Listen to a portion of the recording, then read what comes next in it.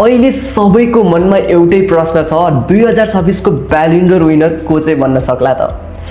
पहिलो लिस्टमा रहेको छन् ह्यारी केन। ह्यारी केनले 73 गोल गरिसकेको छन् र उनी एकदमै डिजर्भिङ छन् 2026 को ब्यालन डोरको लागि। उनको पर्फर्मेन्सको हिसाबमा कुरा गर्नुहुन्छ भने उनले डिजर्भिङ गोल्सहरू पनि गरेको छन् र बुन्डेसलिगाको गोल्डन बुट विनर पनि बनिसकेको छन्। दोस्रो नम्बरमा छन् केलिन एम्बापे। उनले फ्रान्सको लागि एकदमै राम्रो पर्फर्मेन्स दिएको थिए वर्ल्ड कपमा र रियल मैड्रिडको लागि पनि मेजर कम्पिटिसन्सहरुमा राम्रो पर्फर्मेन्स दिएको थिए।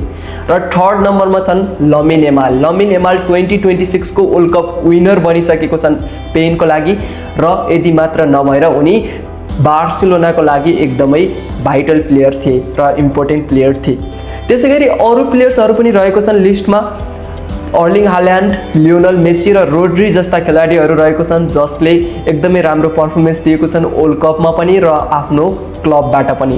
तर मलाई जतिसम्म लाग्छ 2026 को ब्यालन डोर विनर डिजर्भ गर्छ ह्यारी केनले। तपाईहरुलाई के लाग्छ कमेन्ट गर्नु होला र ह्यारी केनले के 2026 को ब्यालन डोर जित्न सक्ला नि त? हजुरहरुलाई के लाग्छ कमेन्ट गर्नु होला।